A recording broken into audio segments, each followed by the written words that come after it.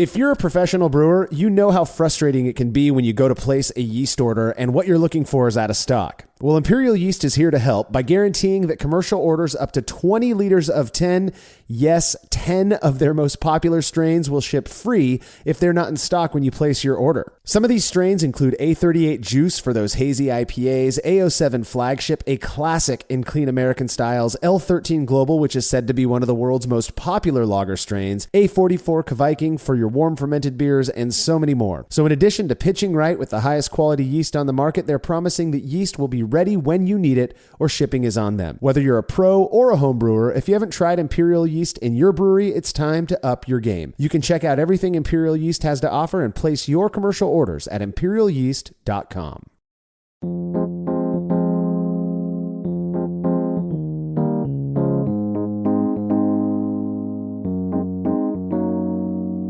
There are a plethora of options when it comes to malted barley, from lightly kilned Pilsner malt to highly roasted crystal malt, all of which give brewers ample creative license to make uniquely flavored beers. While most brewers hold a neutral to positive view on the variety of brewing malts that are out there, there's one that seems to get a bit more hate.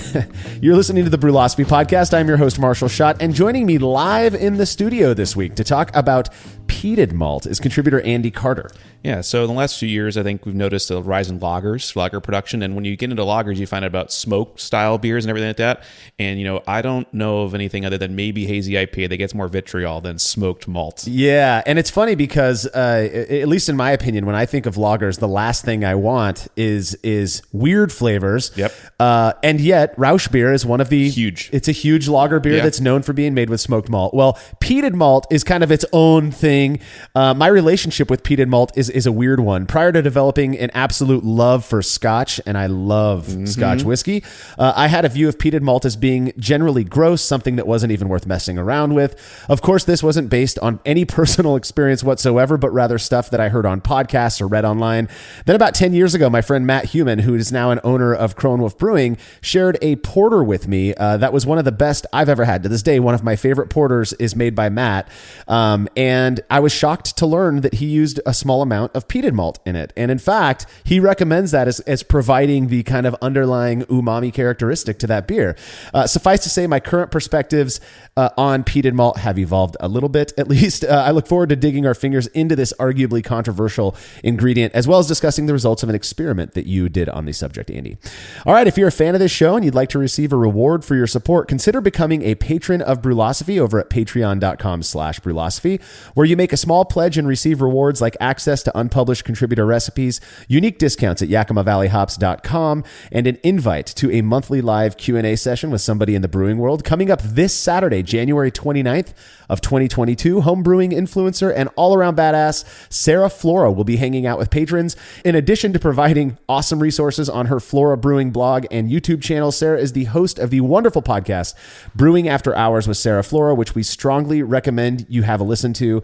To be a part of this event, you got to make your pledge over at patreon.com/Brewlosophy by this Friday, January 28th, as Sarah's going to be taking questions on Saturday, the 29th. All past sessions are stored on our private Facebook page, so patrons can go back and watch them whenever they want to.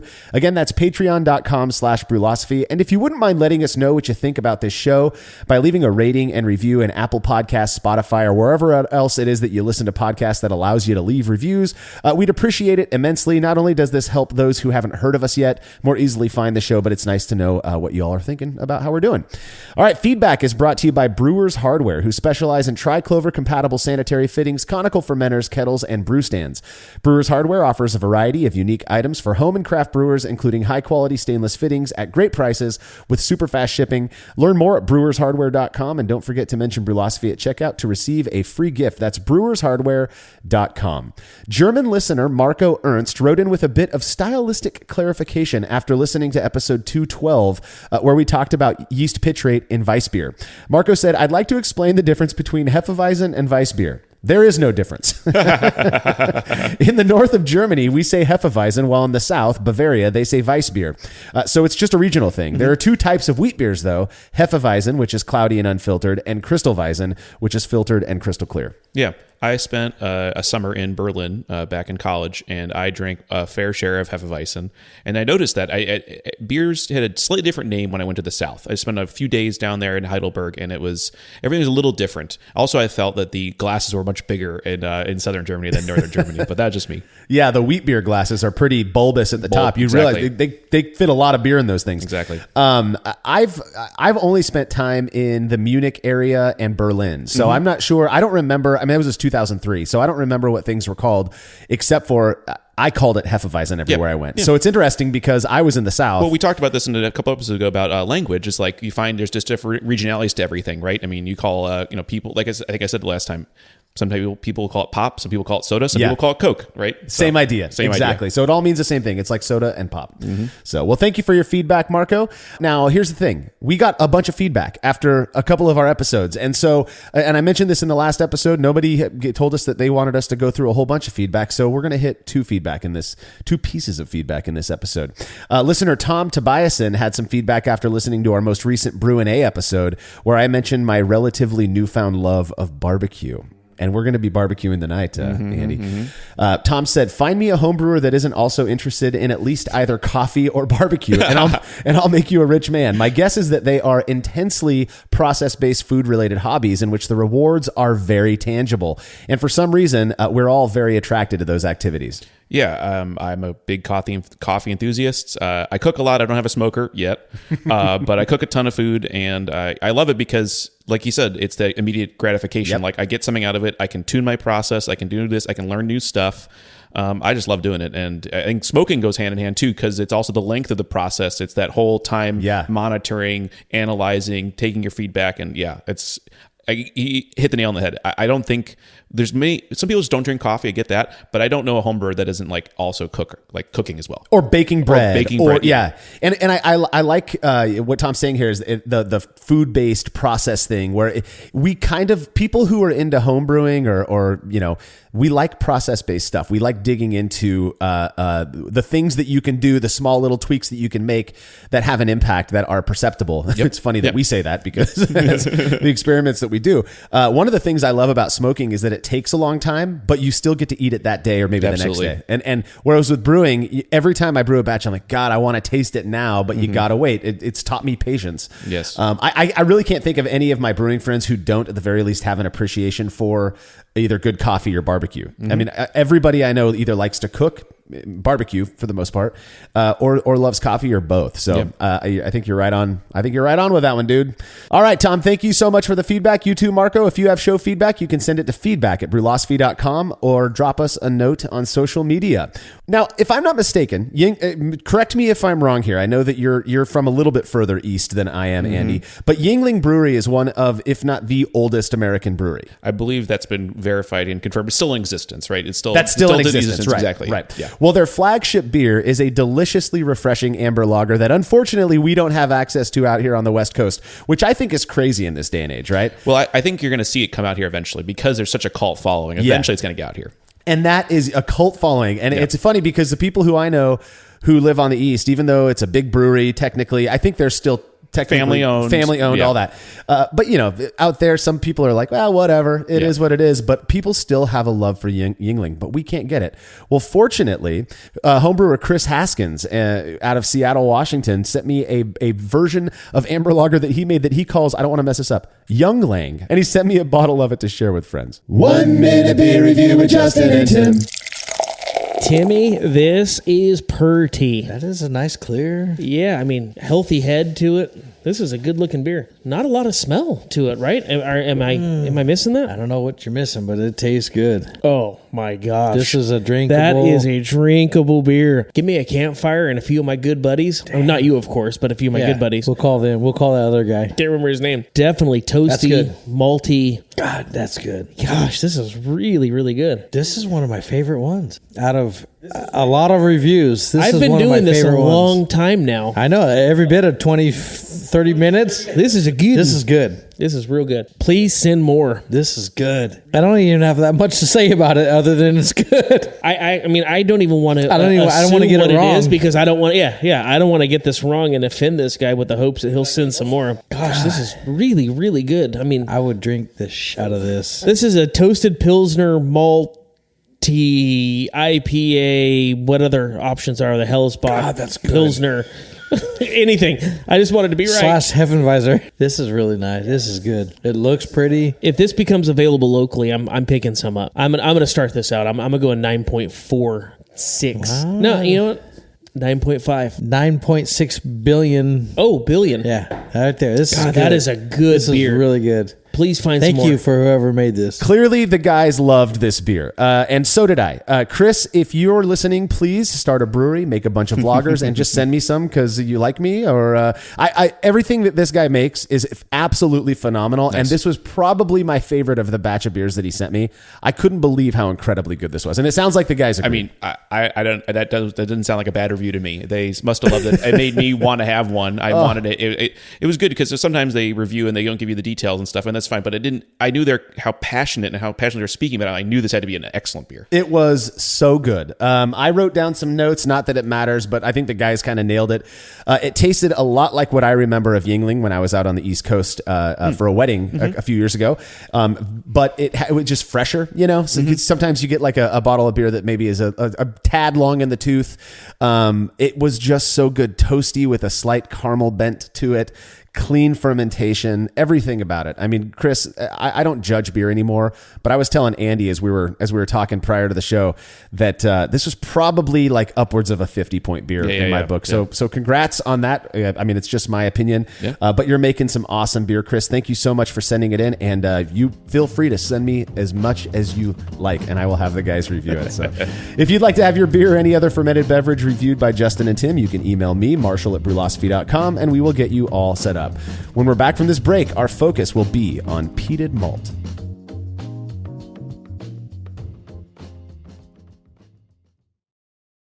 Craftmaster Growlers takes traveling with and sharing beer to a new level. Made from heavy-duty stainless steel, Craftmaster Growlers are double-wall insulated and can keep beer cold for up to 8 hours. Unlike typical growlers, Craftmaster Growlers come with a swiveling tap and fully integrated CO2 regulator cap, allowing beer to stay fresh for 2 weeks or more. The square design takes up less space and will fit in most refrigerator doors, and every Craftmaster Growler comes with a 1-year warranty. There are 64 and 128-ounce versions available over at craftmastergrowlers.com. After a long brew day, the last thing I want to do is waste more time chilling wort. I've tried so many different options, and ultimately I settled on the super efficient immersion chillers made by Jaded Brewing.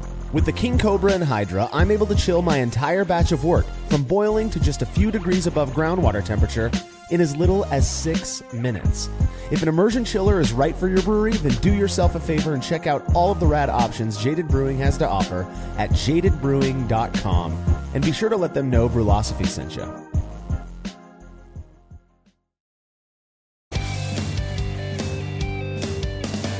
Compact and simple to use with a small footprint for brewing indoors, the Grainfather makes it easy for you to brew professional quality beers at home. The Grainfather is an all-in-one brewing system that lets you brew all-grain beer in a single, compact stainless steel unit. It uses an electric heating element and pump to maintain a constant temperature and to circulate the wort during the mashing and cooling stages. It also comes with a counterflow chiller to reduce chilling times and produce high-quality wort. And now, with the addition of their conical fermenter, the Grainfather takes things one step further by offering homebrewers state-of-the-art temperature-controlled fermentation just like commercial breweries use. And with the Grainfather Recipe Creator and Connect app, you can easily design a recipe, sync your brewing system with your phone, and then just sit back and relax as the app takes over and assures that you maintain your scheduled mash temps and boil schedule.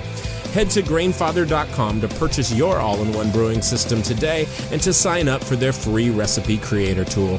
Once more, head on over to Grainfather.com, that's Grainfather.com, and get started today. Family-owned Atlantic Brew Supply is the largest homebrew shop in the Southeast. No gimmicks, no multinational corporate overlords, and no BS. They offer exclusive malts, yeast, and more from local artisans, as well as award-winning recipe kits. They also sell professional brewing gear and cask equipment from sister companies ABS Commercial and Cask Supply. Most ingredients are available by the ounce, plus Atlantic Brew Supply has an on-site calculator to help you craft your best brew. Orders are processed same day, and 2-day shipping is guaranteed for East Coast customers. Get 15% off your first order using promo code BREWPOD. That's BRUPOD at AtlanticBrewSupply.com.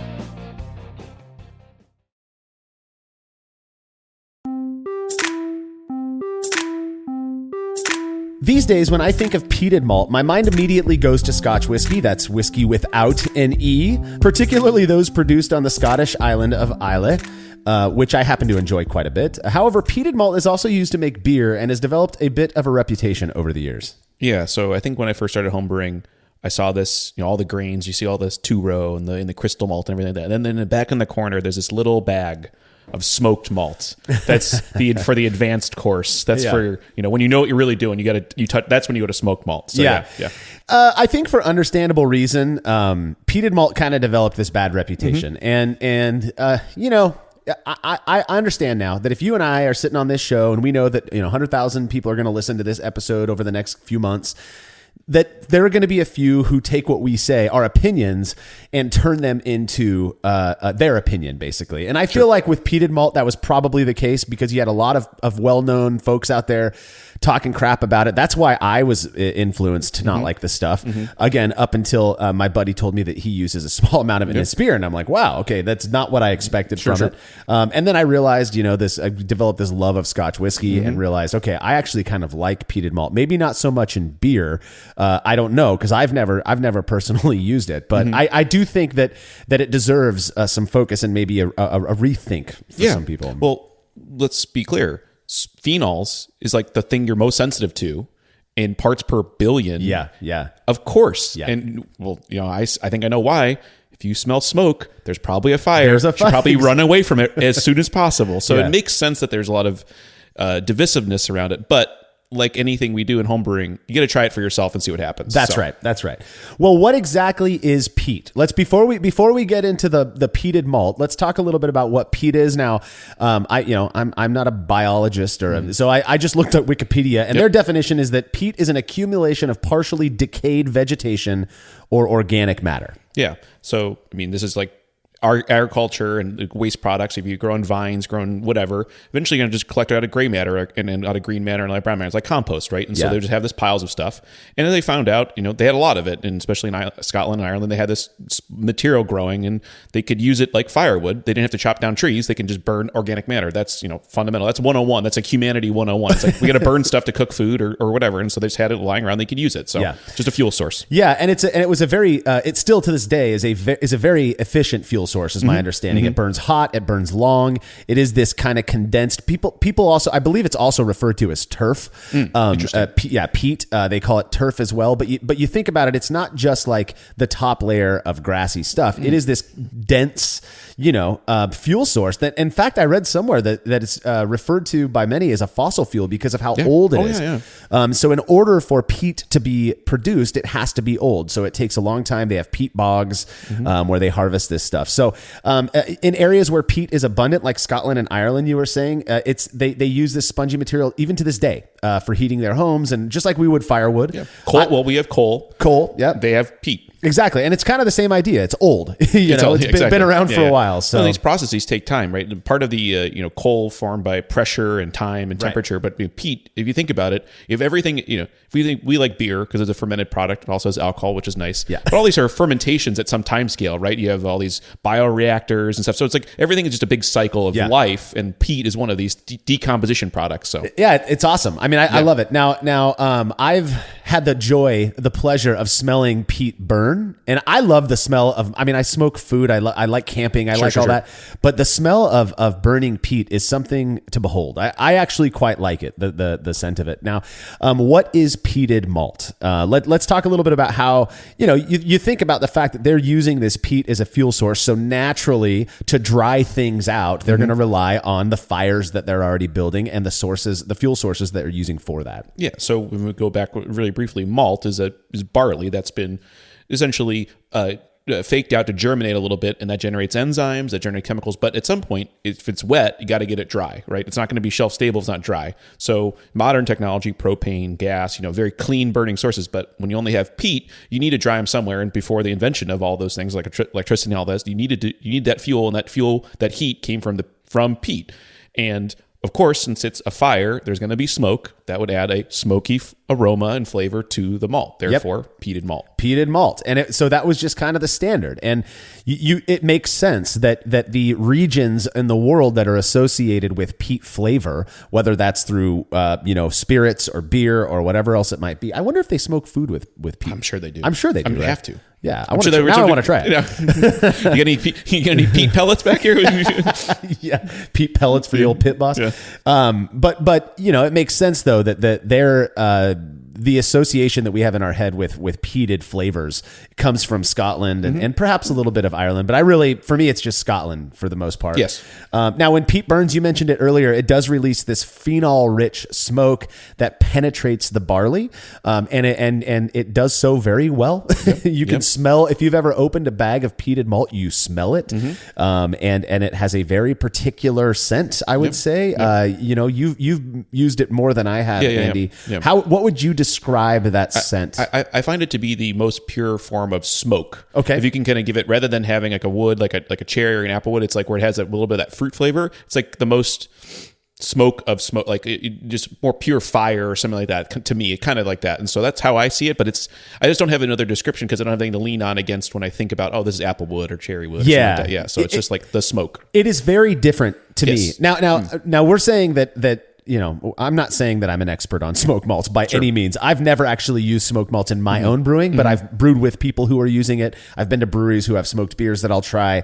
To me, one of the differences between, say, peated malt and other smoked malts that are used like beechwood or cherry wood or whatever it might be, is there's this sweetness that I get. It's like it's so, maybe I'm misdescribing it, but it's like this sweet earthiness, and I think that might be what you're describing as pure. It's like you're missing the wood component of it, which I've come to be able to I promise you I could not tell apart cherry wood from mesquite or whatever, maybe mesquite, but there's a difference there. Yes. And to me, like I said, it's this sweet earthiness. Well, I think that's the peat. I think that's like literally factory burning a plant. Yeah. Rather than like a wood that has its own natural flavor and character to the wood itself, right? You're burning earth, and that's why I think you get it that way. Yeah, that earthy kind of thing. Exactly. It makes sense to me. And it is, like I said, it's like quantifiably different, in my opinion. Now, it's also far more, I think a lot of people will tell you that peated smoked malt is a bit stronger than other ones, the other smoked malts. Well, I think it's because it doesn't have, if you think of cherry, apple, all the other ones, if you think of those fruits, those flavors can exist in beer already. Yeah. Right? So you're already going to lean on the esters and profiles and kind of create a linked thing between the two. With peat, it's just smoke. It's just phenols. Yeah. Right? And so I think that's why you're getting it to stand out and be more like, well, all I get is smoke, right? And so that's where people get a disconnect from it. So you're not getting a homogenized or some blended variation of things that kind of come off like yeast esters. Oh, sure. Yeah. Yeah. Yeah, it's an interesting malt to me. Now, from a technical perspective, it is considered a specialty malt. My understanding is that it's produced basically, especially nowadays by modern maltsters. Simpson's is a big producer of peated malt. That it's produced the same exact way every other smoked malt is. It's just they're burning it over peat as opposed to wood. And for some reason, like you mentioned, perhaps it's just stronger. It seems. So yeah, for this, it's not too. It's because it's not. Like we talk about crystal malt where it gets stewed and colored or whatever, or roasted malt. It doesn't get color; it just gets flavor. So it's like 2 Lovibond, give or take. And it actually has diastatic power. Again, it's not cooked; it's dried. Yeah, just over smoke. So you can get anywhere from 65 to 120 lintner out of it. So it can convert itself. Yeah. Now, would you want to make 100% peat beer? Somebody's going to do it. I'm sure somebody has done it. Well, if you like Scotch, you might like a Scotch. You might like it. Well, I don't know, man. Okay. Because now I will say that the Islay Scotches that I've drank aren't my favorite. I love them. Okay. because I like all Scotch, but I'm more of a Highlands. Gotcha. They all, I think most of them use peated malt. But in different amounts or strengths or whatever it might be. And I tend to like the ones that have that more balanced smokiness as opposed to the smoke is in your face. I've actually got some Isla Scotches that we can try later. We'll be trying those later. Yeah, exactly. But it is a flavor that I realize that I do enjoy. It's just a matter. I don't know if you would like it at 100% in a beer. I mean, it'd be interesting. First, think about that. That's the first step to making a Scotch, right? So it's got to be, maybe it's just like overpowering because it's a lot in the. What would it be if it was condensed? I guess it's stronger, but I don't know. It's interesting. Yeah, I know. So we've talked a little bit about the how you perceive that flavor, that character, but just some notes that when you're using peated malt in a beer, it has it is going to be stronger. I don't know how else to put that. You're going to want to use less peated malt than you would another smoked malt. Absolutely. I think that's fairly widely accepted, right? Yeah. I mean, you're talking in terms of the flavors you get. I get just what I call pure smoke flavor, but if you lose a little bit, and we're going to get into what really a little bit is in a little bit, but a little bit sweet, earthy, maybe a campfire, and there's they talk about flavors, sour, sweet, salty, bitter, but someone can call something called umami, which is this kind of essentially the mouthfeel, the unctuousness of it, and it can come off like a little bit different, just a little edit to what you're doing, and not smoky. But now, if you, of course, use it in more higher stuff, you're going to get the negative, quote unquote, negatives of phenols, which is medicinal, Band-Aid. Back before Band-Aids, this is when Band-Aids smelled, Band-Aid, plastic, and just eventually it tastes like an infection. I mean, this is, I would say I'd be convinced people have used smoke malt and then someone said your beer's infected, dump it. I've been the person who's thought that it was infected, right? And that's the thing is like we have so many associations in beer, and as you get more into the evaluative side of brewing and beer, you start to learn the language of evaluation and also what to expect in certain styles, and there is a very strong association between contaminated beer and phenols. We know that because a lot of the contaminants, whether that's a wild yeast or a bacteria, produce phenols. And so again, kind of like you were saying with the how we've evolved to kind of, if there's run away from smoke, in the same way, contaminated beer is not going to be good. So we know not to drink it, and yet people are, not necessarily all of us, making an intentional effort to get that characteristics in beer, which speaks to me volumes about the importance of balance. Yeah. I think it's a blessing and a curse after dredging and drinking so many beers that you become sensitive, or you become not more sensitive because it's very hard to increase your ability to do something. You just become more aware of your senses. Right. Is that your mind associates so quickly that you kind of prejudice the beer because of something like that. You don't think about it. So yeah, for sure. So in terms of using peated malt, again, I'm speaking here, kind of shooting from the hip from what I've learned based on reading and talking to other people who have done it. You've used it, I have not, but basically it is widely recommended to use a maximum amount of 1.5% of the grist. Now you consider what that might look like. For a standard 5-gallon batch, you're looking at maybe 3 ounces, which is about 85 grams. I mean, that is, you can hold that in the palm of your hand. Yeah. I mean, it's very strong, right? Like we said, it's a strong aroma, right? So you don't need to use a lot, like salt or whatever, like a spice. So very little. Very little. And now, like you said, if you use too much, you can you kind of run the risk of that medicinal thing. Mm-hmm. When we say medicinal, I hated when people would use that term all the time. Band-Aid was kind of funny because it has a plasticky kind of a medicinal plasticky thing. When I think of like the medicinal thing, I'm talking like what's that throat spray? Chloroseptic. That's what I think. It's chloroseptic. Yeah, minus the cherry. Yep. Yeah. No cherry. It is like straight pure chloroseptic where you smell it from a mile away, and that is exactly what I get from highly phenolic beers. It is medicinal. Medicinal is the best descriptor. Absolutely. And I have had a buddy of mine locally years ago made like a 30% peated malt beer just to try it out, and it was medicine. I mean, it was chloroseptic.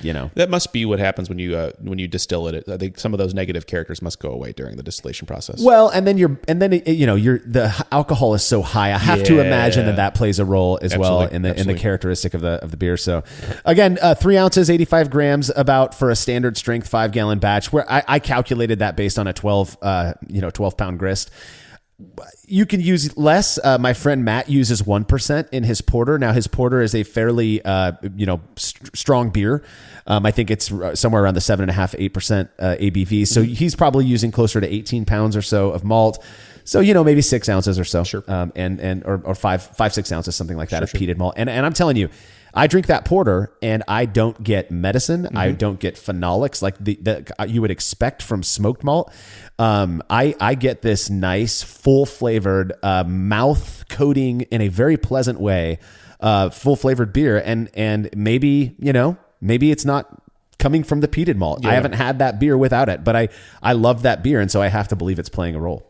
Yeah. I mean, this is something when you told me this story, I was telling you the same story, that I was listening to someone's podcast or listening to some interview with the brewery. And they're like, yeah, we like to add 0.5% just to goose it up a little bit. Oh, that's very interesting. Why would you do that? Why that seems like a waste, right? Oh, why would it matter? But they believe it matters. So we wanted to figure out, does it matter? That's true. And the thing is, even if we're going to talk about the experiment in a minute, this is just as an aside, our experiments aren't the Bible.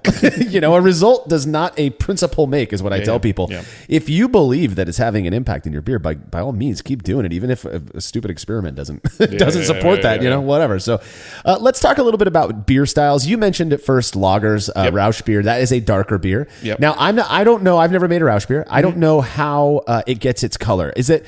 I have to imagine it's not just from 100% smoked malt, but no, it's definitely that you want to balance out like Vienna or some big crystal, something to give it color, it's usually like a brown or an amber. So it's like realistically, it's like an amber lager like we talked about earlier, but it's got some percentage smoked malt. Yeah. Now, when I say Rausch beer, and we're not going to necessarily talk about peated malt, you're going to talk smoked malt. That's right. And that's also when you are using a lot higher percentages because the smoke character can vary quite a bit. So we're not going to talk about making smoked beers today, but if you're looking at that, there are some commercial malts that you can use 100% smoked malt and get a good beer out of it. So it depends on what you're doing. Which is why I wanted to bring it up. I have a buddy who makes Rausch beer. He loves it. And to me, it tastes like bacon. I don't know why anybody would want to drink a beer. Drink bacon? Whatever though. Okay. To each their own. Cool. And I think he uses 90% smoked malt. And you're like, wow, you don't do that with peated malt. No, you don't do that with peated malt. And you don't do it with, if you can make smoked malt at home, the smoke character is much stronger. So the commercial ones are dialed in. And I also found out smoke character can be lost over time in a commercial products or any malt product. So you kind of freshness actually is one of the places where it matters the most in smoked beers. So, Interesting. Yeah. That's a good point. Yeah, because we've used really old grain and you can get away with it. Exactly. But I would imagine because you are smoking it that characteristic can kind of dissipate over time. Exactly. Yeah, that's an interesting. Yeah. So you have to watch out. So in terms of styles, I when I think of what I know to be the peated malt character these days, the last thing I want in a pale lager is that. And I'm telling you, I like that character. I don't want that in a pale lager. To me, again, this is going to be very opinion based, but when it comes to styles that where I feel like peated malt can do that goosing up a little bit, or maybe can contribute something positive, lager is not it. Yeah, I mean, I agree. I think it's always expectation too. What I find from Rausch beers or lagers is that it has to be all well-rounded. It has to be part of the beer. It can't just be put on top. Right. So I think that's important. So are there styles that you think of in terms of using peated malt where you think it might actually be contribute positively to it? Well, I think dark beers is where it ends up, because the dark beers already have so much character from the dark malt that you're putting another kind of layer on top of it too, or a little extra thing, and that's where it works together. And I don't think smoke and hops go together whatsoever. You're not going to be against any hoppy beers. So if you've ever had I hate to, but if you've ever had a contaminated IPA, it is one of the most awful experiences. Yes, that something about the hoppiness and that phenolic they do not work together. It is oil and water. It is so gross. So don't be using peat. I mean, maybe somebody out there has done it. No milkshake smoked IPAs. Let's please, Sarah. Please don't. That's a fun brew it yourself. A milkshake IPA with 5% peated malt. Excellent. Oh my word. Yeah. I'm thinking brown ale, porter, stout. Yep. Now there is a bit of controversy when it comes to where peated malt originated. People tend to think that a good Scottish ale, so a wee heavy or a 60 shilling or whatever, has to have a little bit of peated malt. Mm-hmm. That has been disproven. Right? I mean, I'm sure Ron Pattinson or someone did all the numbers, and I think what it's actually is it's combining a couple of things. One is, if you take these historical styles, they obviously beer before there was modern kilning had some smoke character to it. It had to have. So right, so they have that. Also, I think it's an association because some Scottish yeasts produce phenols. It sure does. Yeah. That's what it's going on. So I remember, I think it was Neva Parker from White Labs one time made a comment that her favorite, had to have been a decade ago. Yeah. That her favorite yeast is the Scotch Scottish export. Whatever that yeast is. Yeah. Scottish ale or something like that. Yeah. And she said that it was her favorite for hoppy beers. So I was like, oh, cool. I'm going to try it out. I've tried it with White Labs and I've tried it with, I think they call it Tartan. Tartan, yep. From Imperial Yeast. I want to know what she's talking about both times. I thought I caught a contamination, which I don't do. I've very rarely. I can't think of an accidental contamination ever in my brewing. Yeah. I'm kind of a nerd when it comes to cleaning and sanitary. Yeah. I thought it was contaminated, and I disagree with that assessment that it's a good. But I think you're right. I think a lot of people, they think, oh, it's a Scottish beer. Scottish people use peated malt for Scotch whiskey. They obviously probably used it in these beers. Like you said, Ron Pattinson is debunked that. Exactly. Make a Scottish beer however you want. Include a little bit of peated malt in it if you want to, but it is not necessary. Absolutely not. I do think that those are perfect styles for goosing it up with a little bit of peated malt. Of course. I mean, those are things when we said it doesn't work with some things where it's going to be essentially not integrated into the whole recipe. It doesn't work with the flavors that exist in the beer. It's like poorly seasoning something. If you add the wrong seasoning when it doesn't work with the stuff, it is not going to work. That's right. Sometimes you find creative things. Like I know the Tabasco company makes their own ice cream out of the Tabasco sauce. Oh, interesting. You wouldn't think that would work, but it does work. So, there you go. Well, cool. Well, I've never used peated malt myself, like I said, but I've had a few interesting beers made by others with peated malt. The ones that I've liked have all been dark with peated barley in the background, adding the faintest earthy smoke, a little bit sweet, like I mentioned earlier. I also had a Saison once that was made with peated malt. I could see that working out. This one actually was made with peated malt and lavender, and I thought it was god awful. It just did not sit well with me. Well, Andy, you were curious of the impact using peated malt has when used at reasonable rates in an American porter, and you put it to the test. Results from that experiment when we return.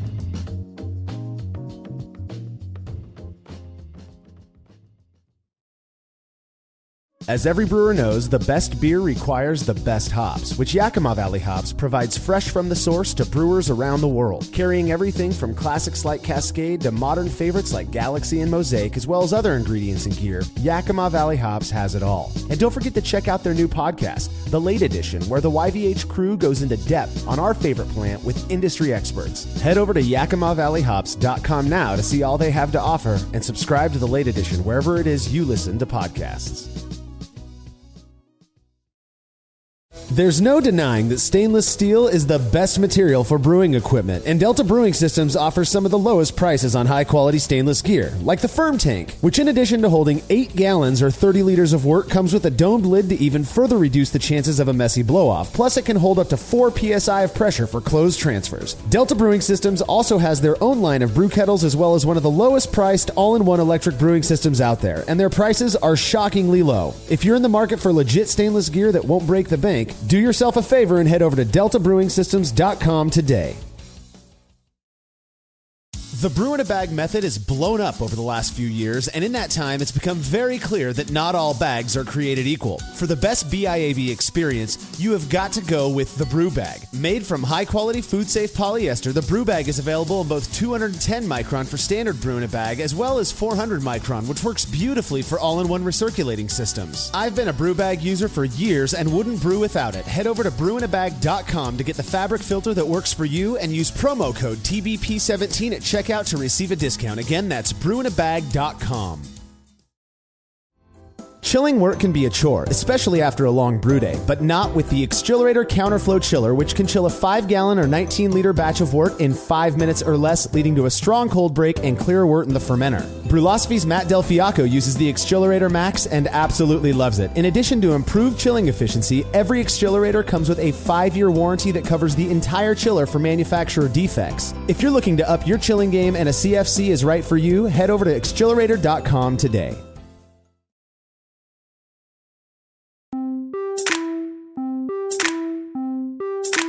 It seems fairly universally accepted that peated malt should be used very sparingly, even for those who love smoky beers, as it's known to be quite a bit more pungent than other smoked malts. I mentioned earlier the fact that most manufacturers of peated malt recommend using it at a maximum of just 1.5% of the grist. Very, very small amounts, which is exactly what you did in a recent experiment, Andy. Yeah, so we fired up the Brewzillas. We did two 5-gallon batches of American Porter, and the grist here was a 40.25% pale malt, 40.25% Pilsner malt, 10% chocolate malt, 8% C60, and that 1.5% of Simpson's peated malt. Yeah, so normally when we're planning this, we kind of round up and round down on our percentages. But on this one, we had to go specific because 1.5% Simpson's Matters, peated malt, which is exactly what you did because of the recommendation. Exactly. So so the idea was I'm going to use the maximum amount of the recommendation that's out there. And I know people are using more than 1.5%. But the idea was we wanted to see if this 1.5% has a perceptible impact on a nice American Porter. Yeah. So three ounces, and then for the beer that didn't have the smoke, we just added pale malt because that's all it's really replacing is a point of SG or whatever. Exactly. Right? So how did I brew it? So brewing process very simple: a single infusion mash, 152 Fahrenheit or 67 degrees Celsius. When it was 60-minute mash was done, I removed the grange and sparged to collect equal volumes of wort for the pre-boil. Both worts boiled for just 60 minutes. Starting off with 21 grams of Northern Brewer at 60 minutes and then 14 grams Northern Brewer at 30 minutes.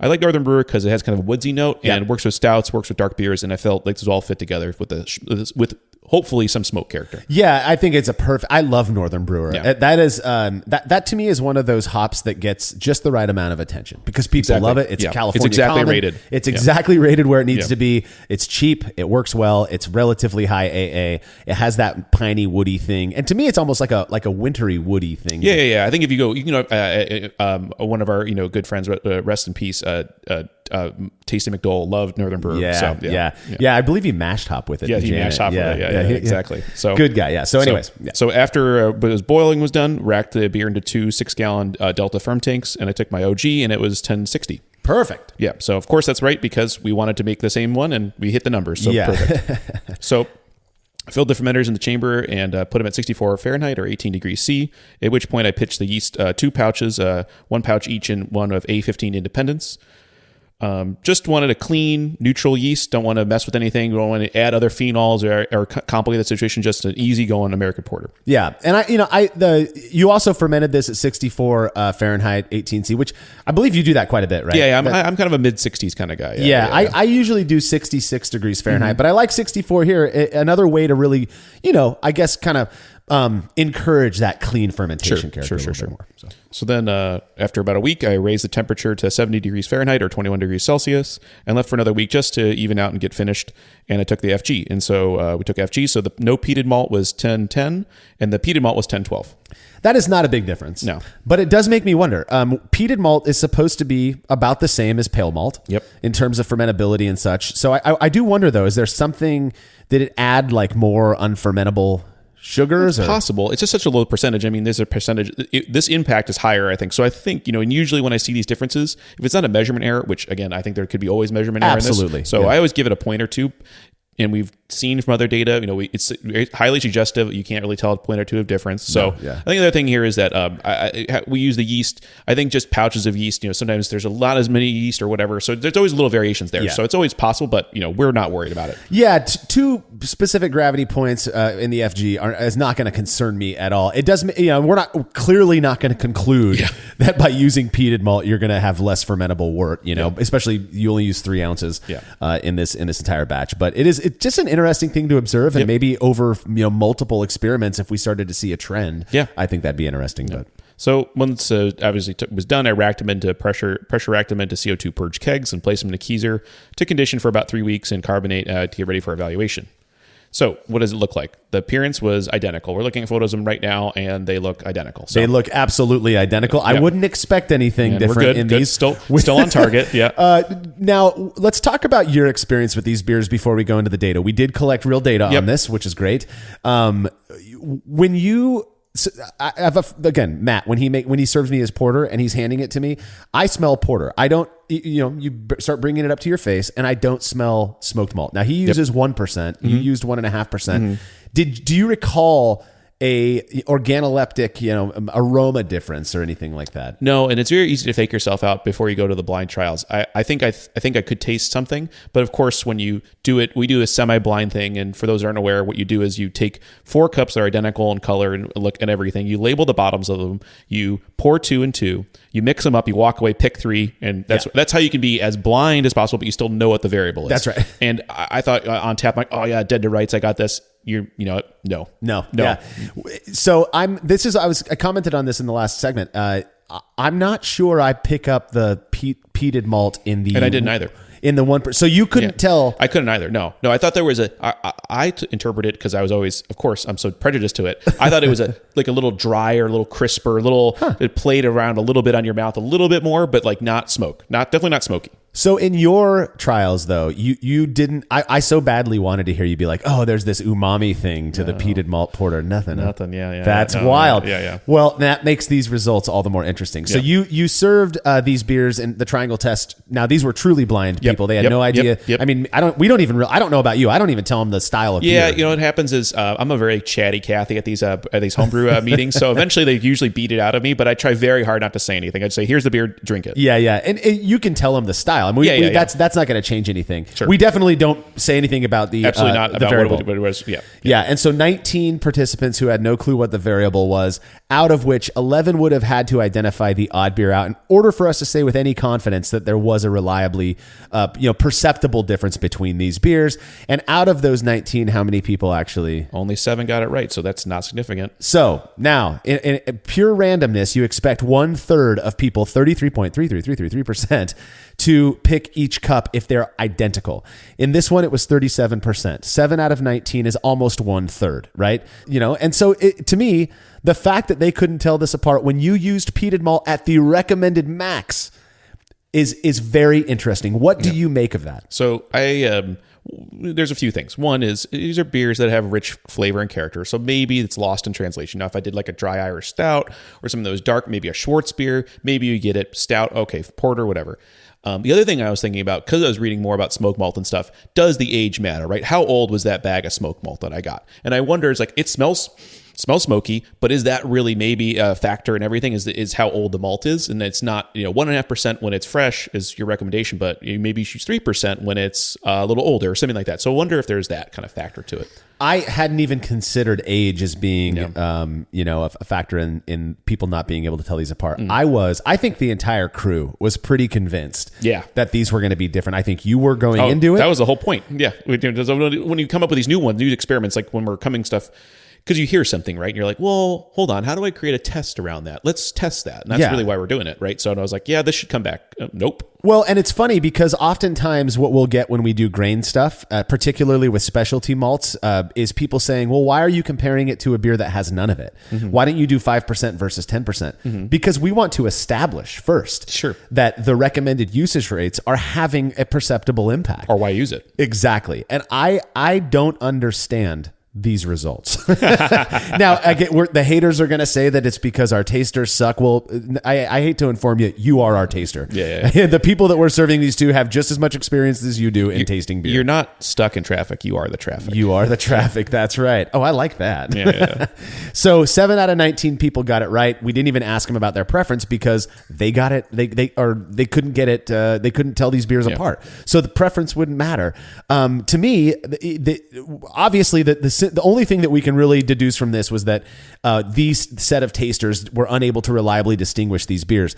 But come on now, I take my own interpretation of this, and the implications here are that at least when using Simpson's peated malt at the recommended 1.5% usage rate, it doesn't seem to have much of an impact in an American porter. Now, the one explanation that I can come up with for this is that American porter is already a highly flavored, relatively rich beer that perhaps that stuff covered up the smokiness imparted by the peated malt. Agreed. I think that's one of these things in the games you have to play and what numbers you pick. If you like smoked stuff, you're going to experiment with those malts. You're going to experiment with peat, and you're going to find out what works for you. And I think a big thing, another side of this is when I've talked to commercial brewers, when they give you a recipe and then you try to translate to you go from home brew to pro or pro to home, you got to redo everything. Yeah. And I think what you may have is actually that goes to the age factor and the process factor. If he's just getting fresher smoked malt, then 1.5% works for him. If I'm getting whatever Joe Smo smoked malt, I don't know anything about that. And then the efficiencies of the mash tuns, extracting flavor and everything, it's apples and giraffes. It's not comparable. Yeah, that's a good point as well. That maybe we're using. I mean, obviously Simpsons and these maltsters are not making recommendations for home brewers. I mean, they're making them for the commercial brewers who are using 20 bags or whatever it is. So it makes sense to me that perhaps in the downscaling, right, to the 5 gallon, that we have to use more. Do you have, based on your experience, and I mean, clearly you couldn't even tell these beers apart. Do you have an idea of how much you think you would use to get actual noticeable peated character? I think from the experiment, from the results I had, I would be fine doubling it and then seeing what happens. I'd have no issue going to 3% and then seeing what it tastes like. And I think if that's maybe the level, I would hope it's when we actually get something out of it. But, I think that's when you're going to have something. And I just don't know how it's going to work. Is it logarithmic? Is it something where 3% is actually like 10 times as strong than 1.5%? It gets me a little scared of it, of course, but That's totally. Because I think about my whole conception of peated malt is just, you blow over it into your mash tun and it's going to ruin the beer. Sure. That didn't happen here. That's not happening for people who swear by 1% usage rates. Are you actually tasting it? Clearly not. But maybe there is, I'm a psychologist. I tend to think about the unseen, the unspeakable, the ineffable, if you will. Maybe there is something that it's contributing that you just can't detect with your palate if you're thinking about it. I don't know. Well, this is something that why I did it was that it wasn't to add smoke flavor like in a brown ale or something like that. It's to add this other, je ne sais quoi, this other little unmeasurable quantity to it. And, maybe it's all subconscious, maybe it's all bias and it's not real. But we found out, today, this experiment wasn't significant. So it wasn't significant. And I think that's a significant finding. Ray used to say all the time, there's significance and non-significance. There's known unknowns and there's unknown knowns. Yes. Oh my gosh. We could go down so many rabbit holes with that idea. I have this whole thing with intentionality. There are people who are intentionally unintentional, which is like purposely trying to look ununintentional. Yeah, be aloof. You're purposely aloof. Yeah, exactly. And then there are the unintentionally unintentional. And those are like the funny people, and I have this whole I categorize people. Perfect. Anyways, we've got some reader comments to get through. I am just fascinated by these results. And I do look forward to a couple of things that I look forward to. First off is a repeat of this in a porter, same recipe, even doubling the amount. I think that's the right way to go. Yep. I'm also very curious about using the 1.5 percentage points in something much lighter. Absolutely. Because I do think that at some point, if you're doing 100% Pilsner malt versus, 93 or whatever, 98.5% Pilsner malt and some peated smoked malt, I do think that you're probably going to taste that. Well, it makes you want to double down on those now because we weren't significant. Exactly. Right? Yeah. Exactly. It tickles that curiosity in us. So first reader comment comes from Simon, who says, a couple years ago, I made a peated porter with 4 ounces of peated malt in a 13-pound grain bill, so 1.9% of the grist. 2%, that's not bad. That's not too much. It seemed notably peaty and was a big hit with my friends. I hope we weren't just deceiving ourselves about the smoky flavor. Well, that's the problem with this is that once it's there, it's like, oh man, it's so smoky, right? And then you hand it to someone, and it's like, what are you talking about? Yeah, what smoke are you? Or this? What the hell's peat? Yeah, exactly. I got to go. Okay, well, let's go to the Wikipedia page and talk about peat. Yeah. Oh, the jokes that we had a peated malt beer sent in for the when Jersey and Tim were reviewing beers, and Tim's like, who's Pete? Who's Pete? That's good. I like that. Simon, we fool ourselves easily. I love that about being a human. Some people get offended by realizing that. I love that piece of it. It's why magic works. Yeah, exactly. We're very easily fooled. So it is possible, even at 2% usage rate, that you just thought it was peaty because you used peat malt in it. And same thing. Try the triangles. Try it. Or if you don't have a beer to compare it to, but have someone give you a few different beers, and then could you pick this one out? Could you actually say, oh yeah, definitely smoky, definitely not? It's tough, but yeah. That's actually a good technique. Is even if they're different beers, if you don't know what they are when somebody's serving them to you, can you pick the one out that has peated malt in it? Yeah. Then you can. If you do, then chances are you're picking something up, right? Yeah. Next comment comes from Bob Corcoran, who says, I honeymooned in Ireland and fell in love with the smell of peat smoke. It is very, very nice. I will tell you that. Funny thing is, I didn't care for it at first, but after a few days, all that changed. I routinely make a dry rye stout. That sounds so good. I know. A dry rye stout with about 5% peated malt and 10% rye. The stout is robust, and even at 5%, the peated malt does not significantly come through. Interesting. But it does seem to impart a nice earthiness. I think most adjunct grains really need to be about 10% of the grain bill for them to be distinctly noticeable. Yeah, I mean, I think there's a lot of agreement. That's how someone else was asking me, like, how do you create recipes? I'm like, well, I'm going to do like 80% this, 10% this. I'm going to come up with 5 to 10%, just because it's a feel good number too. It's like, well, 10% must mean something, right? And so that makes sense. And hey, the whole point of trying with peat or trying smoked malt is to not add the smoke in these specific styles, not like Rausch beer, not like God's Ricky or something where the smoke is critical. Is to add that earthiness, that extra little layer, that flavor element, not the smoke. And that nailed it. Perfect. Yeah. I 10% peated malt sounds like a lot. Sounds like a sin. I mean, that's but with not even detecting it at all, having a panel of blind tasters not being able to taste, and Bob admitting, hey, even at 5%, I don't really notice it, you know? Well, it makes me think of another one to do is, if you're doing this, if you're playing around with it, just to add that umami flavor, it's like, well, if you get a big bag of it and then play with it a course of a year or 2 years, like, how does it change? So you do the same recipe, you do the same thing in and out, and you say, oh, wow, I need to use more. I'm not getting it what I used to get. And so that'd be interesting too, right? Is, maybe he needs 10 because it's just like, I have this big bag of it for like 2 years. And it's like, I finally, this is the numbers I like. And that's a really easy experiment. Exactly. We just buy a bag of Simpson's peated malt, let it sit for 2 years, and then buy a fresh bag. Exactly. All right. I'm glad you're going to do that one. Thank you. Next one comes from Jürgen de Fern. I've said that name many times before. I think he leaves a lot of comments. He says, forget this myth about smoky malts in English beers. Smokiness historically has always been considered a flaw in English beers. You will find this back in Ron Pattinson's and Martin Cornell's historic literature about beer. Yeah. No, I mean, there's a lot of, people love talking about where IPA came from or these old stories, those were romanticized stories. But if you go back and find out, I mean, things end up being either process driven or just, realities. Like we said earlier, most beers had some smoke character to them until they invented clean burning fuel or ways of scrubbing the heat of the flavor. So it's like exactly what you need. So yeah. Not much else. The only one I love is people that say like IPAs need to have oak character in them. Those are pitch line barrels. They couldn't get any oak character. They're not getting any wood character. So come on. But we like to think that we're really smart, and we go, in the olden days. I read all the books in the olden days. I mean, I think it was who was it? Mitch Steele, who disproved the whole IPA myth. His book IPA, he goes through the whole thing. It's a good chapter. It's just like why it existed, how it existed, and why it worked the way it worked was that, not all these other romanticized versions of it. So check out Mitch Steele's IPA book for the real story on IPA. Yeah, I still need to get me some New Realm beers, man. Oh, dude, I went there. It's beautiful. Oh, I want to go. Okay, we're off track here. Final comment comes from Jason Walker, who says, my favorite description of peated smoked malt flavor is tastes like death. That's odd. I don't know what death tastes like. I don't know. I think dead bodies don't smell good, but I don't know. I'm not sure about that, so I don't know. Yeah, okay. Tastes like death. Interesting. Yeah, well, clearly the beer you made didn't taste like death. It didn't taste like peated malt either. It didn't taste like anything. It just tasted like porter. Yeah. Well, I think for me, to wrap this all up, if you are looking to get a little bit of that umami flavor in a relatively rich, chocolatey, roasty porter type of beer, maybe bump it up to 3 or 4%. I think it's like anything in brewing, try it out. And especially with these things where you're feeling a little gun shy because you're like worried it's going to be worried to making a bad beer.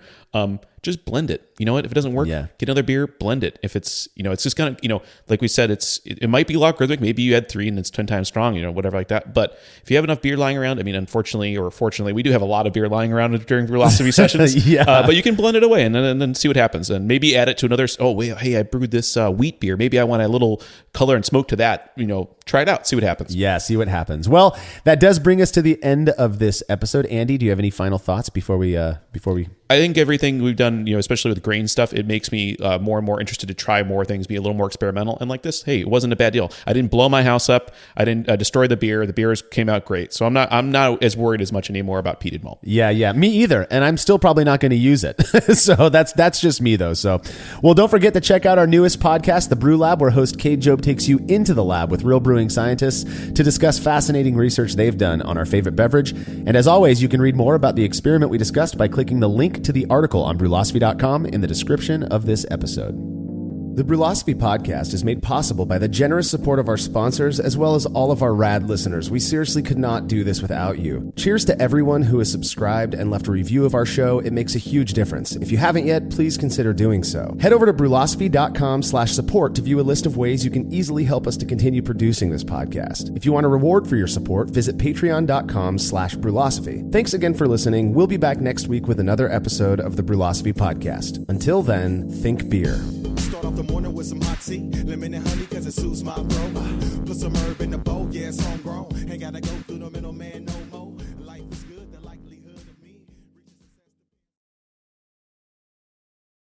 Looking for a new career? Welcome to Do HVAC Training Service Center in North Charleston. Enroll today in our comprehensive HVAC training hands-on field experience-based program, covering troubleshooting, maintenance, installation, and more on various HVAC systems and ductwork. We offer EPA and NAEP preparation and testing, along with various certifications. Enjoy payment options. Achieve certification in under 5 months. Enroll now for your new journey of skill development and career advancement. Log on to dewhvactrainingsc.com to inquire.